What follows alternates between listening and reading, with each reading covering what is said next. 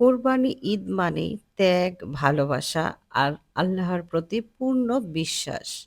এই দিনে আমরা শিখি কিভাবে নিজের চাওয়া ছেড়ে দিয়ে আল্লাহকে সন্তুষ্ট করতে হয়।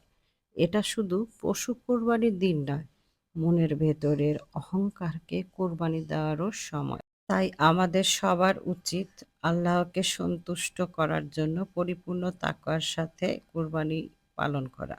তো আসসালামু আলাইকুম বন্ধুরা। চলে এলাম আজ আপনাদের সাথে ভিন্ন একটা ভিডিও নিয়ে।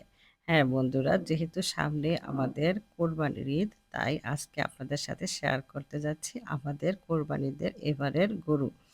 তো ছোটবেলা থেকে আমার এই গরু নিয়ে, বিশেষ করে কোরবানিদের এই গরু নিয়ে খুব একটা মানে আনন্দ কাজ করে। খুবই এক্সাইটেড হয়ে পড়ি আমি। বাচ্চাদের মতোই বলতে পারেন।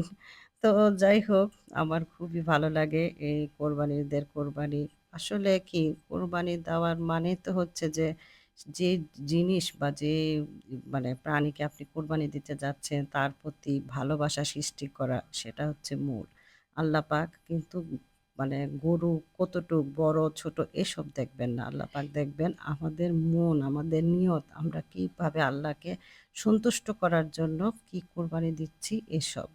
তো আলহামদুলিল্লাহ, দেখতেই পাচ্ছেন আমাদের এবারের কোরবানির ঈদের গরু।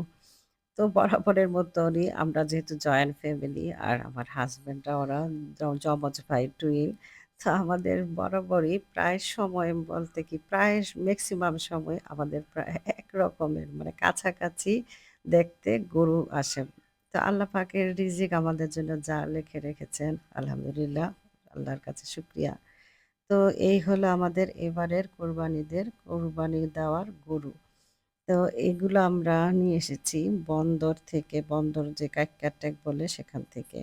তো এগুলা কোনো হাট বা ফার্ম থেকে না, এগুলা গৃহস্থের গরু, মানে ওরা নিজেরাই পেলেছে খুব আদর যত্ন করে। আর যে গরুটা দেখতে পাচ্ছেন এটা খুবই তেজি গরু। আর পাশের জন আলহামদুলিল্লাহ খুব মানে শান্তশিষ্ট সে। তো এই হলো আমাদের এবারের কোরবানিদের গরু। তা আপনারাও শেয়ার করবেন আপনাদের ঈদের আনন্দ, আপনাদের ঈদের কোরবানির গরু শেয়ার করবেন আমার সাথে। আমরা একে অপরের সাথে আনন্দ ভাগাভাগি করব। সেই সাথে আমরা খেয়াল করব যে আমাদের ঈদের যে মানে প্রকৃত যে তাকওয়া বা প্রকৃত যে উদ্দেশ্য আল্লাহরকে খুশি করার জন্য, সেটা যেন আমরা ভুলে না যাই। সুন্দরভাবে আমরা যেন ঈদ পালন করি। সুন্দরভাবে যেন আমরা এই মানে যে পশুগুলো আমরা জবাই দিই, এদের যে মানে মহিমাটা যেন আমাদের ভুল না হয়। মানে এই নিরীহ প্রাণীগুলোর যে আত্মত্যাগের সেই মহিমা যেন বিফলে না যায়। আর দেখতে পাচ্ছেন আরেকটা গরু চলে এলো আমাদের এই ৩ তলার এক আঙ্কেলদের গরু।